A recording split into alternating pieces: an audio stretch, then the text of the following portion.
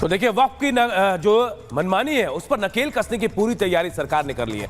हम आपको ग्राफिक्स के जरिए बता रहे हैं कि आखिर वक्फ कानून में बदलाव क्यों जरूरी है। तो देखिए एक केंद्र में एक और करीब 30 राज्य में वक्फ बोर्ड हैं, जी हां, और लाखों करोड़ों की हजारों एकड़ जमीन इनके पास है और यह कहा जा रहा है कि संस्था को ज्यादा अधिकार मिले हुए हैं, सबसे ज्यादा अधिकार इस संस्था के पास है। शक्तियों का अक्सर ये गलत इस्तेमाल भी करता है। ये बड़े बड़े आरोप वक्फ बोर्ड पर लगे हैं। इसके अलावा यह कहा जा रहा है कि ये किसी भी जमीन पर दावा कर लेती है और सबसे बड़ी बात कि आप उन जमीनों पर खुद आपको बताना होगा कि जमीन आपकी है। वक्फ को इसके लिए दावेदारी पेश करने की जरूरत नहीं होती है। वक्फ वो जमीन हथिया लेता है, दावेदार को साबित करना पड़ता है कि ये जमीन उसकी है और वक्फ दावेदार कोर्ट नहीं जा सकता। देखिए वक्फ का जो दावेदार वो कोर्ट नहीं जाएगा और उसे खुद वक्फ बोर्ड की जो समिति है, जो कमेटी है, उसके सामने पेश होना पड़ता है। ये तमाम मनमानी है और यही मनमानी है जिसके खिलाफ ये कहा जा रहा है कि अब इस पर नकेल कसने की पूरी तैयारी केंद्र सरकार ने कर ली है। तो एक तरफ तो संसद में आज वक्फ कानून केंद्र सरकार पेश कर सकती है और दूसरी तरफ आज का दिन एक और लिहाज से महत्वपूर्ण है क्योंकि आज 5 अगस्त है और 5 अगस्त 2019 की वो तारीख जिसने कश्मीर के इतिहास से धारा 370 को हमेशा हमेशा के लिए खत्म कर दिया था। जम्मू कश्मीर से धारा 370 को खत्म हुए आज 5 साल हो चुके हैं, लेकिन इन 5 सालों में जम्मू कश्मीर में विकास की कितनी बयार बही और जमीन पर कितना परिवर्तन हुआ आपको दिखाते हैं।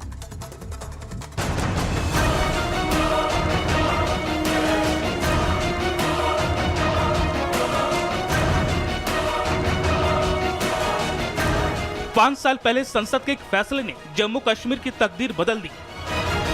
न्यायालय ने माना कि अनुच्छेद 370 एक अस्थायी प्रावधान था, इसमें कोई शंका कुशंका नहीं है। ये संवैधानिक सत्य है कि धारा 370 अस्थायी समाधान। आतंकियों और अलगाववादियों ने जो रक्त रंजित तस्वीर बनाई थी वो तस्वीर बदल दी।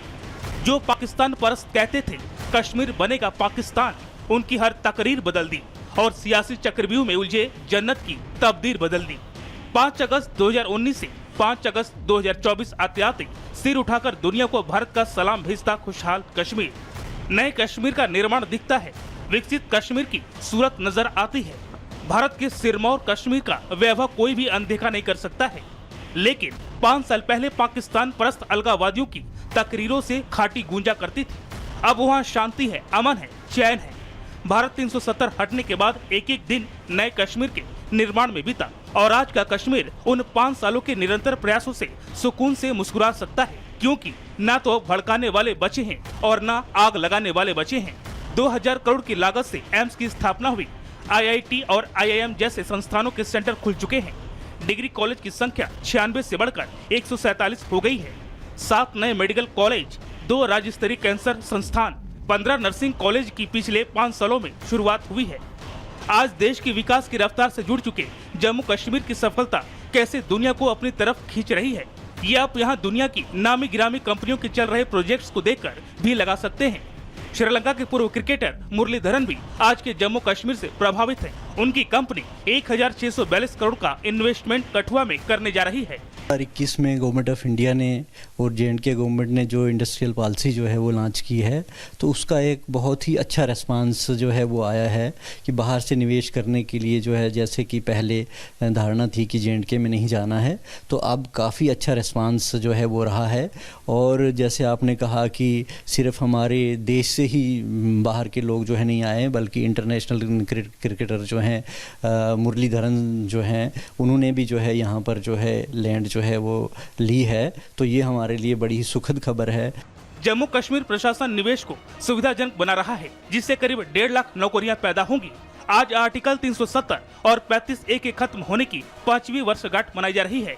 जम्मू कश्मीर में निवेश के लिए एक नई सुबह देखी गई है। जम्मू कश्मीर धारा 370 और 35A के निरस्तीकरण की 5वीं वर्षगांठ मना रहा है। इन 5 सालों में निवेश के नए आयाम जम्मू कश्मीर ने छुए हैं और पिछले 5 सालों की बात की जाए तो जम्मू कश्मीर की नई निवेश पॉलिसी से लाखों करोड़ रुपए के निवेशक जो हैं वो जम्मू कश्मीर में आए हैं। इसी कड़ी में अंतर्राष्ट्रीय क्रिकेटर और स्पिनर मथुरा मुरलीधरन की कंपनी सिलोन ने जम्मू कश्मीर के कठुआ जिले में एक नया प्रोजेक्ट जिसकी की लागत 1650 करोड़ रुपए है, उसमें निवेश किया है, जिसके लिए जम्मू कश्मीर सरकार द्वारा उन्हें जो है 25 एकड़ से ज़्यादा ज़मीन आवंटित की गई है। बीजेपी आज आर्टिकल 370 और 35A के ऐतिहासिक फैसले पर जश्न मना रही है। इसके अलावा अनुच्छेद 370 को खत्म होने के बाद जम्मू कश्मीर में पर्यटन और निवेश में बढ़ोतरी हुई है। जम्मू कश्मीर में निवेश की अगर बात हम करें तो यहाँ निवेश 10 गुना ज्यादा बढ़ गया है। बीते 5 सालों में जम्मू कश्मीर ने विकास के नए आयाम ही तय नहीं किए। जम्मू कश्मीर में सुरक्षा व्यवस्था को लेकर भी मोदी सरकार ने गंभीरता दिखाई। कश्मीर की मौजूदा तस्वीर इस सुखद बदलाव की कहानी खुद कहती है। बीते 5 सालों में यहाँ हुए आतंकी घटनाओं में आई कमी की ही बात करें तो आंकड़े सारी सच्चाई बयां कर देते हैं। आज जम्मू कश्मीर में हर नाके पर सुरक्षा के जबरदस्त इंतजाम है। जम्मू कश्मीर पुलिस की खुफिया नेटवर्क तमाम जानकारियों के आधार पर कार्रवाई करती है। नाइट पेट्रोलिंग रेगुलर है, जिसका असर है कि घाटी से आतंक का लगभग सफाया हो चुका है। आतंकियों के सरपरस्त या तो मारे जा चुके हैं या बेनकाब होने के बाद वो जेल में हैं। आंकड़ों में बात करें तो 2018 में अलगाववादियों की घाटी में 78 सपोर्ट बेस थे, जो 2019 में बढ़कर 70 हो गए थे। लेकिन 2020 आते आते ये केवल 6 पर सिमट गए। अलगाववादियों को या तो जेलों में डाल दिया गया है या नजरबंद कर दिया गया है। अलगाववादियों को भारत सरकार से मिलने वाली सुरक्षा को हटाया गया और अलगाववादियों के 82 से अधिक अकाउंट फ्रीज कर दिए गए। बेशक बदलाव की ये कहानी देश के उस सिरमौर राज्य की है जहां विकास ही बदलाव की सबसे बड़ी वजह बनकर उभरा है।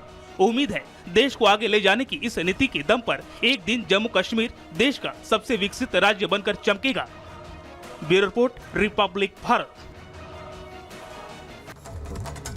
और अब बात असम की करते हैं। उत्तर प्रदेश के तर्ज में जल्द ही असम सरकार भी लव जिहाद कानून लेकर आने वाली है और कहा यह जा रहा है कि नए प्रावधानों के मुताबिक अगर आप लव जिहाद के दोषी पाए गए तो आपको उम्र कैद की सजा भी हो सकती है। पूरी खबर इस रिपोर्ट में आपको बताते हैं।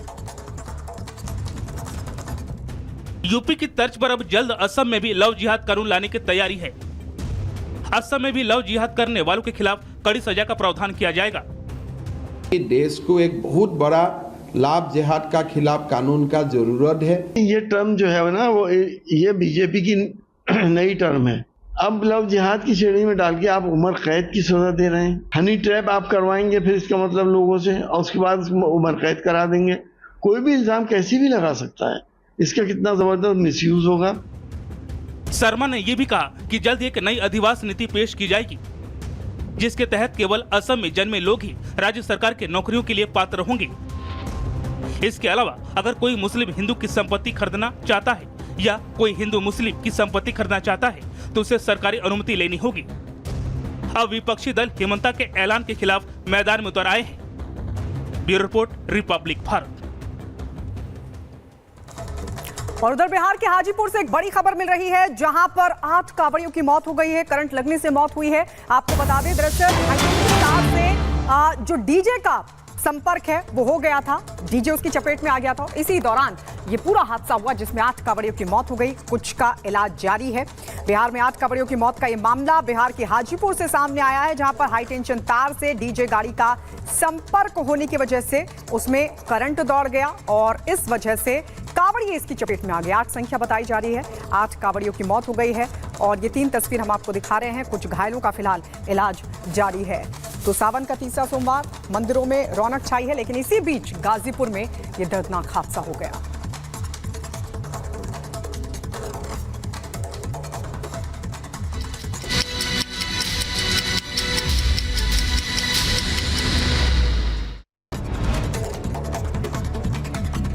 उधर बिहार के सीतामढ़ी में भीषण सड़क हादसा हुआ। कांवड़ियों से भरी एक ट्रैक्टर ट्रॉली नहर में जा गिरी। हादसे में एक महिला की मौत हो गई, 4 कांवड़िए जख्मी हो गए। सीतामढ़ी में जलाभिषेक कर लौट रहे थे। मैनपुरी में बीएससी छात्रा ने फांसी लगाकर आत्महत्या कर ली। मृतका का धर्म परिवर्तन करके शादी करना चाहता था आरोपी। पुलिस ने आरोपी वासिफ अंसारी को गिरफ्तार कर लिया है। उधर बुलंदशहर में बदमाशों ने के हौसले बुलंद। बाग में रखवाली कर रहे लोगों का बेरहमी से पिटाई की। गंभीर हालत में अस्पताल में कराया गया भर्ती। अज्ञात हमलावरों के खिलाफ दर्ज किया गया केस भी।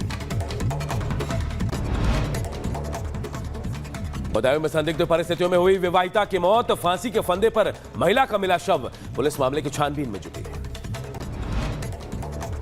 अम्बेडकर नगर में 2 शातिर चोरों को पुलिस ने धर दबोचा। अपराधियों के खिलाफ चलाए जा रहे अभियान में पुलिस को मिली ये बड़ी सफलता।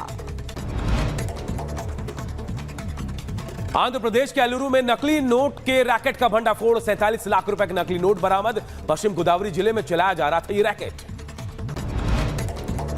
केदारनाथ में फंसे यात्रियों को निकालने के लिए चौथे दिन भी रेस्क्यू अभियान जारी। रुद्रप्रयाग में अब तक 11,000 लोगों का रेस्क्यू किया गया।